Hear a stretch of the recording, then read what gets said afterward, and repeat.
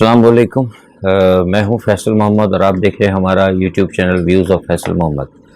آپ جب یہ میرا ویلاگ دیکھیں گے تو پاکستان میں عید کا ہوگا روز، عید الاضحیٰ۔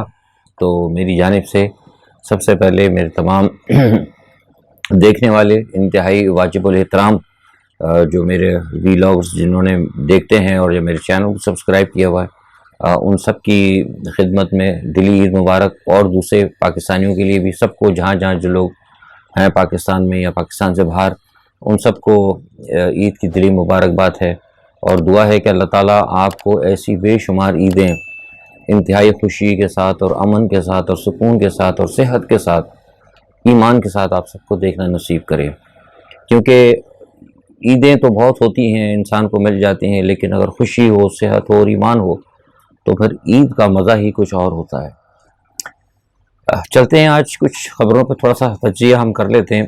آج تو پہلی خبر یہ ہے کہ آپ نے دیکھا ہوگا کہ اس وقت جو عمران ریاض صاحب ہیں ان کو ضمانت پہ چھوڑ دیا گیا ہے، اور پس پردہ بہت سارے لوگوں نے کام کیا، کچھ خاکسار جو ہم کر سکتے تھے ہم نے بھی کیا، لیکن کچھ لوگوں کے کام ایسے ہیں جنہوں نے بہت چیزیں ظاہری طور پہ نظر آتی ہیں، کیونکہ میرا یورپ سے ہے، میرے معاملات یورپین یونین کے ساتھ، اور تو جو ہمارے ڈومین میں آتا ہے ہم نے بھی اپنے طور پر جہاں تک ہو سکتا ہے تھوڑا بہت حصہ ہم نے ڈالا، اور امید تھی ہم نے کہا بھی تھا کہ انشاءاللہ یہ چھوٹ جائیں گے، کیونکہ ان کا پلان تو بہت کچھ تھا، اور ابھی بھی تلخیاں ہیں۔ یہ بات نہیں ہے کہ میں کچھ لوگ کو دیکھ رہا تھا صبح کہ وہ کہہ رہے تھے کہ نہیں جی وہ دباؤ ہو گیا ہے، اور نہیں، ایسی کوئی بات نہیں ہے، گو کہ پس پردہ معاملات چل رہے ہیں، اور لیکن تلخی بڑھ رہی ہے مزید، اور معاملات سیٹ نہیں ہوئے۔ اور ابھی آپ نے دیکھا کہ سمیع ابراہیم کو بھی، سینئر صحافی ہیں، ان کو بھی آج تھوڑا سا زود و کوب کیا گیا ہے، تو جیسا کہ ایاز امیر کو کیا گیا تھا۔ تو یہ اصل میں بنیادی طور پر ظاہر کرتا ہے کہ معاملات ابھی درست نہیں ہے، لیکن بہرحال عمران ریاض صاحب کو چھوڑ دیا گیا ہے، اور انشاءاللہ ان کے پر جو بھی معاملات چلتے ہیں چلیں گے، لیکن ایسا جو خطرہ تھا کہ ان کو کوئی جیل کے اندر کو تشدد کر کے جو ان کا پلان تھا یا جو کچھ بھی کوئی پاس کرنے کا پلان تھا، میں نہیں بتاؤں گا، میں نے اشارتاً پہلے دے دیا تھا، لیکن الحمدللہ اللہ کی ذات سب سے زیادہ، یہ تو بہرحال ہم اور آپ جو کرتے ہیں یا جو لوگوں نے کیا ہے وہ تو ایک ہیلے ہوتے ہیں نا، بہانے، فیصلے تو سب اللہ کی طرف سے ہوتے ہیں، اور اللہ تعالیٰ جب دیکھتا ہے کہ کچھ لوگ کوشش کر رہے ہیں، لوگوں کی دعائیں ہیں، اور بہرحال اس کا قصور بھی تو کوئی نہیں تھا، میں تو نہیں سمجھتا اس کو قصوروار، بہرحال یہ کہ اس کا فرق پڑے گا انشاءاللہ ان کو، لیکن یہ ہے کہ یہ آپ نہ سمجھیں کہ معاملہ درست ہے درست نہیں ہے۔ اچھا، میں نے ایک بات آپ کو یہ بھی بتائی تھی کہ اس کی ایک وجہ اور بھی ہے سب سے بڑی، کہ ہماری جو صحافی تنظیمیں ہیں نا پاکستان میں نے آپ کو یاد ہے پچھلے ویلاگ میں بات کہی تھی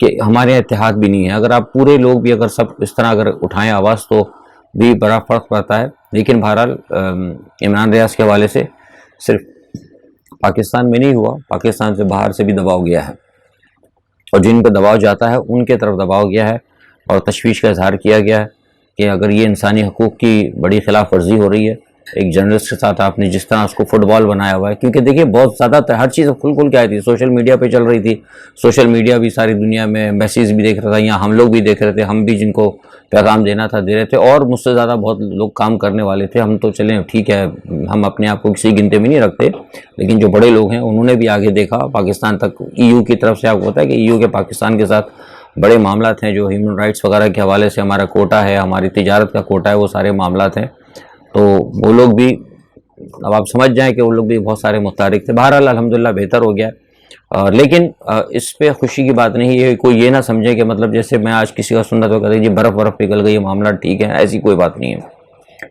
اچھا، دوسرا ضمن انتخابات کے حوالے سے آپ کو یاد ہے، اگر میرا آج سے ٹھیک 4 دن والا ویڈیو اٹھا کے دیکھ لیں اور میرے ٹویٹر کو ٹائم لائن دیکھ لیں، تو میں نے آپ سے کہا تھا کہ میرے پاس جو اطلاعات ہیں، جو فافن وغیرہ کے سے ہٹ کے میں بات کروں، جو ہمارے اپنے سروے ہیں، ڈیپ سروے، ہم نے اسے بتا دیا تھا کہ تقریباً عمران خان 15 سیٹیں میرے خیال سے نکال لیں گے، تو آج کئی لوگ میں نے دیکھا کہ آج اتفاق کیا، آج کیونکہ میں نے خود اسپیشلی میں آج نہیں گیا تھا، میں سارا دن فارغ ہی تھا، تو میں نے دیکھا ٹی وی وغیرہ پہ تو سینئر تجزیہ نگار عارف احمد بھٹی صاحب وغیرہ دوسرے لوگ بھی آج اس چیز کی تائید کر رہے ہیں، وہ بھی کہہ رہے ہیں کہ 15 سیٹیں نکال لیں گے.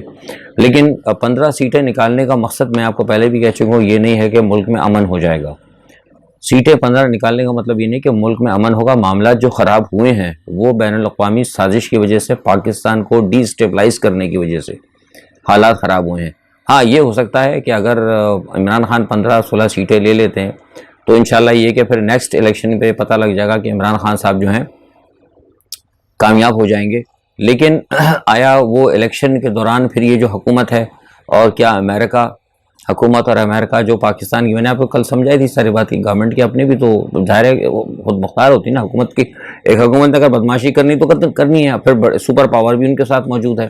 اور پھر ٹھیک ہے عمران خان صاحب کی اتنی وہ نہیں ہے باہر لابنگ وغیرہ، ٹھیک ہے ایک دو کر رہے ہیں ان کے باہر کوشش، لیکن جہاں تک مجھے پتا ہے کہ اتنی لابنگ نہیں ہے ان کی. اگر لابنگ اگر ہوتی تو چائنا وغیرہ سے بڑا زبردست دباؤ آتا.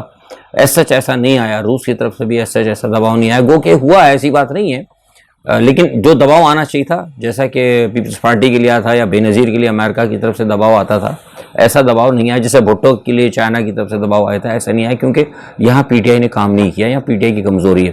بہرحال تو یہ دیکھیں گے انشاءاللہ. لیکن یہ ہے کہ تلخی بڑھ رہی ہے، اور اگر یہ 15 سیٹیں نکال جائیں گے اس کے بعد بھی پھر یہ ہے کہ یہ گڑبڑ ہوگی، کیونکہ مسلم لیگ نواز کے اندر جو ہے، مسلم لیگ نواز جو ہے نا، مطلب ایک پورا سوچے بیٹھی ہے ہنگامہ کرنے کا، اور ان کے پیچھے ایک سپر پاور بھی ہے، اور ان کے ساتھ بھارت بھی ہے، اور ان کے ساتھ جو پاکستان کو ڈی اسٹیبلائز کرنے والی قوتیں وہ بھی ہیں. اور یہاں عمران خان صرف اکیلا ہے اور قوم ہے. لیکن وہی بات ہے کہ اگر قوم بالکل تقسیم نہ ہو تو مجھے لگتا ہے کہ انشاءاللہ عمران خان صاحب کو یہ نقصان نہیں پہنچا سکیں، نہ ان کا جو پلان ہے پاکستان دشمنوں کا وہ کامیاب نہیں ہو سکتا، بشرطی کہ عوام کھڑی رہے. اچھا ایک تو یہ چیز، دوسرا ایک اور آپ نے سنا ہوگا کہ آج وہ پنجاب کے ایک صوبائی وزیر ہیں، اپنا کیا نام ہے ان کا، سلمان رفیق، ایاز صادق تو مرکز میں، سلمان رفیق صاحب نے استعفیٰ دے دیا. اچھا ان کے استعفے کی وجہ یہ بتائی جا رہی، بڑی مزیدار وجہ ہے. وہ یہ کہتے ہیں جناب، اور میں سن رہا تھا بڑے 2-3 بڑے تجزیہ نگاروں نے بھی بڑا ٹھوک بجا کے اس پہ تجزیہ دے کہ جناب وہ اس لیے کروایا ہے مسلم لیگ نواز نے کہ وہ چاہتے ہیں کہ جو الیکشن کمپین ہے مسلم لیگ نواز کی وہ چلا سکیں، کیونکہ ایک سرکاری آدمی جو ہے وہ کمپین نہیں چلا سکتا. میری سمجھ سے باہر ہے. اگر ایسا نہیں ہے، میں آپ کو بتاتا ہوں، اس کی وجوہات اور بھی ہیں، اس کی ہوگی یہ وجہ بھی، لیکن اگر اسی کو ہی ہم اگر خالصتاً وجہ مان لیں، آپ مان لیں، چلے ہم کہتے ہیں، میں بھی کہتا ہوں چلے مان لیتے ہیں ہم اس بات کو کہ جناب سلمان رفیق نے استعفیٰ اسی لیے دیا کہ وہ ایک سرکاری عہدے پہ رہ کے کمپین نہیں چلا سکتے تھے، چلے مان لیتے نہیں چلا سکتے تھے، تو اس کا مطلب یہ ہے کہ پاکستان مسلم لیگ کے پاس پھر بندے کوئی نہیں ہے. یہ بے وقوفی کے اندر کتنا غلط بیان یہ دے گئے ہیں. مطلب آپ دیکھ رہے ہیں کہ یعنی ایک مسلم لیگ نواز جو حکومت چلا رہی ہے اس کے پاس لوگ ہی نہیں ہے کمپین چلانے کے لیے، باہر ان کے پاس پارٹی کے پاس بندے ہی نہیں ہیں، سب عمران خان گھسیٹ کے لے گئے، جھاڑو پھیر دی سب کے اوپر، پوری مسلم لیگ نواز کے اوپر. یعنی ایک اتنے بندوں کی یعنی قحط الرجال ہو گیا کہ جو کمپین چلانے کے لیے، سیاسی کمپین چلانے کے لیے ایک بہت بڑی پارٹی جو کہ اقتدار کے اندر ہے، وہ اپنے ایک وزیر کو استعفیٰ دلا کر اس لیے بھیج رہی کہ وہ جا کے کمپین چلائے. اس سے آپ ان کی کمزوری کا سمجھ سکتے ہیں. ایک تو یہ وجہ یہ بتا رہے ہیں، اس سے تو یہ پتہ لگتا ہے کہ یہ بقول ڈاکٹر شاہد مسعود کی یہاں ان کی پوزیشن دھبڑدوس ہو گئی. ٹھیک ہے، دوسری وجہ کیا ہے؟ دوسری وجہ یہ ہے جس کی وجہ سے ایاز صادق صاحب بھی گئے. اصل ایک وجہ تو یہ ہوگی، ٹھیک ہے، میں یہ نہیں مانتا، لیکن جو میرے اپنے ذرائع میں نے تحقیق کی اس سے ایک وجہ یہ کہ یہ خوفزدہ ہیں. آنے والے دنوں میں جو میں آپ سے کہہ رہا ہوں کہ جو تلخی ہونے والی ہے خوفزدہ ہیں. اور اس کی ایک دوسری وجہ یہ ہے، اب ذرا غور سے سنیے گا جو آپ بتانے جا رہا ہوں. اس کی دوسری وجہ یہ ہے کہ جو کل احسن اقبال کے ساتھ ہوا ہے، احسن اقبال کے ساتھ جو لوگوں نے اب یہ پوزیشن کی ہے کہ رستے میں روک کے جس طرح ان کا ایک عام عورتوں نے اور بچوں نے جس طرح ان کی بے عزتی کی، ہم اس کی، میں یہ نہیں کہتا کہ اچھی چیز ہے، میں یہ نہیں کہتا کہ میں نے کہا تھا ٹویٹر پہ بھی بہت سارے لوگوں نے کہا، میں یہ نہیں کہتا کہ بہت اچھی چیز ہے، لیکن سوال یہ پیدا تھا کہ میں اس کو غلط بھی نہیں کہتا. اس لیے نہیں کہتا کہ غلط آپ نے ملک کے ساتھ کیا، آپ نے ملک کو لوٹا ہے، آپ نے اس قوم کو آپ نے ڈھکیل دیا ہے، اس کو نہ تعلیم دی نہ کچھ دیا، لوٹ کھسوٹ ان کے سارے بدماشیاں، ملک کو کنگال کر دیا، قحط کی آج پوزیشن پاکستان آ گیا ہے. سوسائٹیز ان لوگوں نے بنائی، جاگیرداروں کے ساتھ مل کے زرعی زمینوں کا خاتمہ کر دیا، آج ملک ہمارا تباہی کے کنارے پہ پہنچ گیا ہے. قوم کو تباہ کر دیا، قوم کے بچوں کا مستقبل تاریک کر دیا. تو جن کے مستقبل کو انہوں نے تاریک کیا، جس قوم کو تباہ کر دیا، جن کا کوئی فیوچر نہیں ہے، تو کیا ان کا اتنا حق بھی نہیں ہے کہ اگر کم از کم کوئی عدالت ان کو چور نہیں کہہ سکتی؟ کوئی عدالت آج تک آپ دیکھیں نا، آپ کے سامنے ہے یہ، مطلب یہ اب کتنا بڑا ایک بلینڈر ہے کہ ایک وزیر، ایک شخص جس کو کہ کیا کہتے ہیں دوسرے دن سزا ہونے والی ہے، اس کو وزیر اعظم بنا دی گیا. تو نہ کوئی عدلیہ ہے، نہ کوئی قانون ہے، نہ کوئی پوچھنے والا ہے. تو قوم جس کے اوپر سے گزر رہا، بھائی اگر میرے پہ خدا نہ خواستہ اگر تکلیف ہوگی اور جب میری کوئی بات نہیں سنے گا تو آپ کیا بتائیں؟ جب میں تنگ آ کے کہتے ہیں نا تنگ آمد بجنگ آمد، تو میں بھی جا کے روڈ پہ گریبان تو پکڑوں گا کسی آدمی کا. پھر لوگ مجھ سے کہیں جی فیصل صاحب آپ نے قانون ہاتھ میں کیوں لیا؟ تو میں کہوں گا بھائی جب میری بات سنی نہیں رہی، بندہ میرے کو لوٹ کے لے گیا، میرے گھر میں چوری کر کے لے گیا، میرا سارا سرمایہ لے گیا، تو اس کو اس لیے میں نے گریبان سے پکڑا ہے. تو قوم نے اگر کہیں پکڑا ہے نا ان کو، تو وہ مجبور ہو کے قوم نے پکڑا ہے. لیکن یہ بڑی خطرناک روش ہے.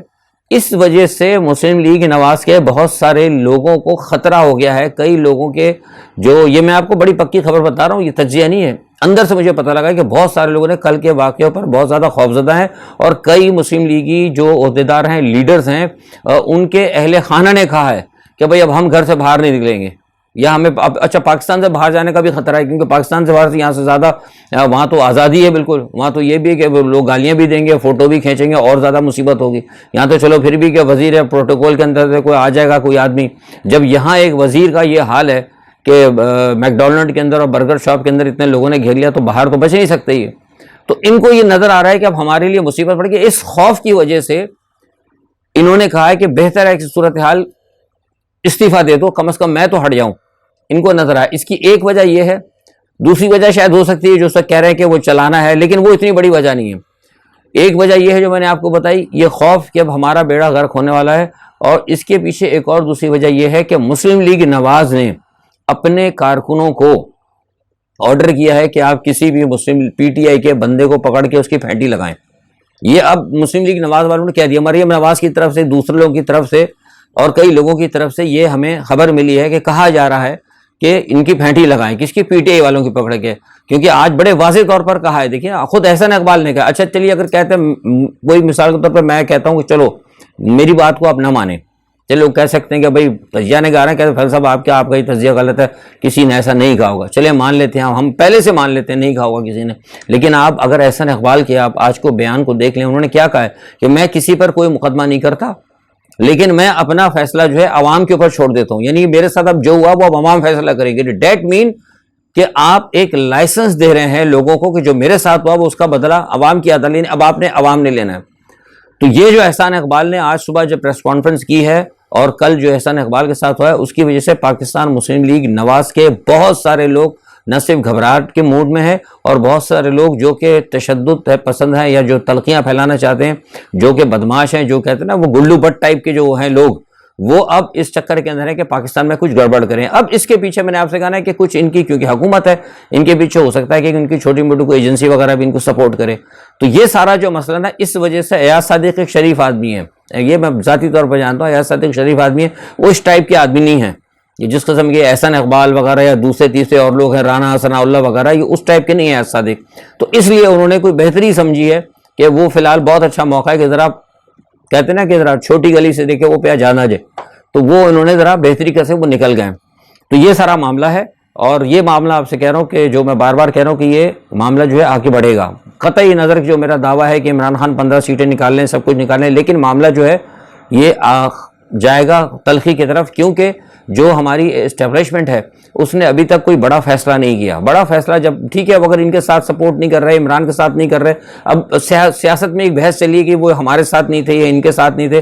اب مسئلہ یہ ہے کہ ان کے ساتھ یا ان کے ساتھ کی بات نہیں ہے، اب مسئلہ ہے باہر سے جو ہوئی. میں بار بار کہہ رہا ہوں کہ جو کچھ بیرون ملک ہوگا اس کے ساتھ پاکستان میں ہوں گے.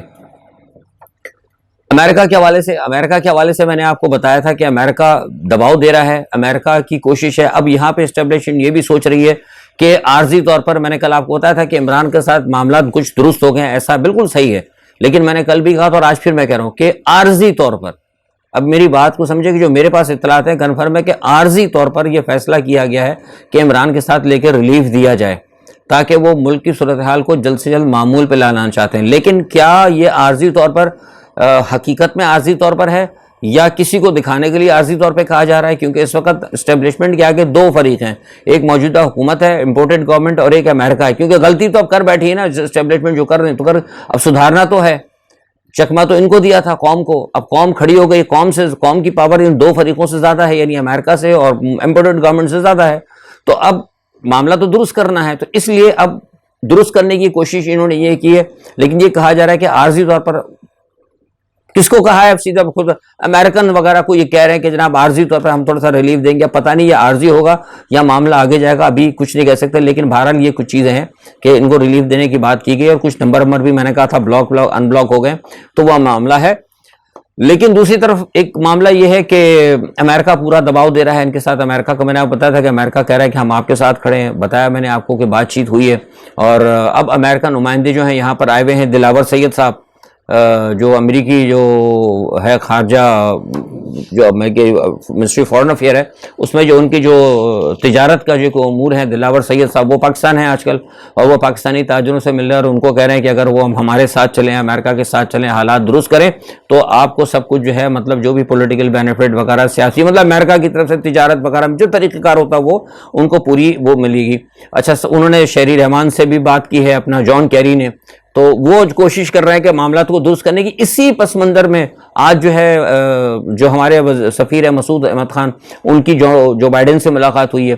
یہ سارے معاملات چل رہے ہیں. یہ اس لیے چل رہے ہیں، میں آپ کو بتاؤں کہ ایک تو یہ چل رہا ہے کہ وہ اپنے انفلوئنس کے ذریعے اس حکومت کو سپورٹ کر رہے ہیں، دکھا رہے ہیں. لیکن دوسری جانب یہ ہے جو میں نے آپ کو بات بتائی تھی آج سے 3 دن 4 دن پہلے اور 5 دن پہلے، کہ یہ پاکستان کے حوالے سے یہ جو ایک مشرق وسطیٰ میں ایک نئی نیٹو بن رہی ہے، اس میں وہ پاکستان کو لینا چاہ رہے ہیں. میں نے آپ کو یہ بات یہ بتائی تھی کہ اس نئی نیٹو کا بنیادی طور پر جو مقصد ہے وہ چین اور ایران کو کنٹین کرنا ہے. تو چین سے تو کسی حد تک وہ دور کر دیا پاکستان کو، لیکن جو ایران کو کنٹین کرنے کی پالیسی ہے اس کے اوپر پاکستان کی اسٹیبلشمنٹ گئی ہے اڑ. میں آپ کو بہت بڑی خبر دے رہا ہوں، پاکستان کی اسٹیبلشمنٹ اس چیز کے اوپر اڑ گئی. انہوں نے کہا کہ ہم یہ کام نہیں کریں گے، ہم ایران کے خلاف نہیں جائیں گے. ایک طرف تو چین کے خلاف چلے گئے، ہم چین اور روس سے بھی دور ہو گئے. اگر آپ ایران کا گھیراؤ کریں، کیونکہ میں نے بتایا کہ یہ جو مشرق وسطیٰ کے اندر جو بن رہی ہے، یہ بیسیکلی وہ جو ابراہیم مذہب ہے، جو ابراہیم ایکارڈ ہے، جو دین ابراہیم ہے جس کو لے کے آ رہے ہیں، اس پس منظر کے اندر یہ لوگوں کو جمع کر رہے ہیں. پاکستان کو انہوں نے کہا تھا کہ ہم آپ کو دے دیں گے اس کی سربراہی، تو آپ کے حالات بڑے اچھے ہو جائیں گے، آپ خوش ہو جائیں گے، یہ بڑا واہ واہ ہو جائے گی. تو یہ بڑے خوش تھے کہ ٹھیک ہے ہمیں اس کی سربراہی مل رہی. لیکن جب اس کی ساری چیزیں ملی، پتہ لگا کہ ہم نے کرنا کیا ہوگا، تو پھر اب پاکستان نے تھوڑا سا پیچھے ہٹنا شروع کیا. جب پاکستان نے پیچھے ہٹنا شروع کیا تو وہ جو پاکستان کو ایک قیادت ملنے والی تھی وہ فی الحال ابھی کھٹائی میں پڑ گئی. یہ بھی آپ کو پکی خبر دے رہا ہوں، اور یہ آپ کو 1-2 دن کے اندر، ابھی تو اکثر پاکستان میں یہی کنفرم نہیں ہوا تھا. تو یہ جو بائیڈن کا جو منصوبہ ہے جو میں نے آپ کو بتایا تھا، اس کے حوالے سے میں پہلے سارے ویلاگ بتا رہا ہوں کہ مشرق وسطیٰ کا جو دورہ کریں گے اور اس کے اندر یہ ابراہیم ایکارڈ وغیرہ، تو اس امریکی کا جو ہے دورہ، اس کے اندر یہ معاملہ طے پانا تھا. لیکن اب فی الحال پاکستان کا یہ معاملہ جو ہے فی الحال جو ہے ٹل گیا ہے. اچھا، دوسری جانب عالمی خبروں کے اندر یہ ہے کہ آپ کو پتہ ہے روس اور یوکرائن کی جنگ چل رہی ہے. ہم کہتے رہے تھے کہ ہو سکتا ہے اگر کوئی بڑی عالمی جنگ ہوئی تو یہ اس کا ایک ایشو بن سکتا ہے. لیکن اب حالات جو ہے بالکل ایک دم یو ٹرن پہ چلے گئے ہیں، اور اگر بڑی عالمی جنگ اگر چھڑتی ہے تو براہ راست وہ چین اور امریکہ کے درمیان ہوگی، اور اس کی وجہ جو ہے تائیوان بنے گی. کیونکہ چین نے یہ کہا تھا کہ تائیوان ہمارا حصہ ہے ون چین پالیسی کے تحت. اب اگر یہاں پر کوئی تائیوان کے اندر کوئی امریکی عہدیدار آیا اور اس نے آ کر تائیوان کی حمایت کی بات کی تو ہم اسے اعلان جنگ سمجھیں گے. امریکن سینیٹر جو ہیں 3 دن سے وہاں تائیوان پہ پہنچے ہوئے ہیں. اس کے بعد چین نے جو ہے جو بالکل سمندروں میں اپنی ملٹری کی ڈپلائمنٹ کر دی ہے. ایون انہوں نے کہہ دیا اپنی آرمی، میں پڑھے آپ کو پکی خبر بتا رہا ہوں سفارتی ذرائع سے، کہ انہوں نے اپنی آرمی کو آرڈر دے دیا ہے کہ آپ بالکل تیار رہیں سنگل آرڈر کے اوپر آپ اٹیک کرنے کے لیے تائیوان کے اوپر. اور اگر وہاں سے کوئی امریکن بیڑا نے یا کسی نے اگر کوئی حرکت کی تو براہ راست امریکہ کے اوپر آپ جو ہے نیوکلیر میزائل پھینکیں گے. یہ 100% آپ کو بتا رہا ہوں، اس میں کوئی ڈاؤٹ نہیں. ٹرپل ٹائم یہ نیوز میں چیک کر چکا ہوں، تو لہٰذا بھی سمجھ لیں کہ 2022 کے اندر بھی ایک بہت بڑا خطرناک جو ہے جنگ میں تو توقع کر رہا تھا یہاں سے، لیکن یہ ابھی جو ہے نا گزشتہ 24 گھنٹے کے اندر یہ بہت بڑی ڈیولپمنٹ ہوئی ہے. اور سری لنکا کو تو آپ نے سن لیا ہوگا کہ سری لنکا کے جو ہے اس کے اوپر عوام نے قبضہ کر لیا ہے. صدر صاحب ان کے فرار ہو چکے ہیں. وکرم سنگھے جو ہے وہ استعفیٰ دینے کے لیے تیار ہیں. لیکن جو سب سے بڑی مصیبت یہ ہے، آپ کو پتہ ہے کہ سری لنکا میں تامل ٹائگر سے، اور تامل ٹائگر کو بڑی مصیبت سے بھگایا گیا تھا. اب تامل ٹائگر کے لیے جو ہے نا جو بہت بڑا ویکیوم اس حکومت کی جانے سے پیدا ہوا ہے، وہ بہت بڑا ویکیوم ہے. اس ویکیوم سے خطرہ یہ ہے کہ ایسا نہ ہو کہیں کہ وہ تامل ٹائگر دوبارہ آ جائیں. اگر تامل ٹائگر دوبارہ آ گئے تو یہ مسئلہ جو ہے بہت زیادہ خراب ہو جائے گا. تو یہ سارے معاملات ہیں آج کے لیے اتنا ہی. انشاءاللہ جو بھی صورتحال ہوتی ہے، نئی عالمی صورتحال یا پاکستان کی صورتحال، اپنا تجزیہ لے کے حاضر ہوں گے. آپ سب کو ایک دفعہ پھر دل کی عید گہری دل کی گہرائیوں سے آپ سب کو عید مبارک. خوش رہیں, اللہ تعالیٰ آپ کو خوشیاں عطا کرے, اللہ تعالیٰ ہمارے ملک کی سلامتی رکھے. اللہ حافظ.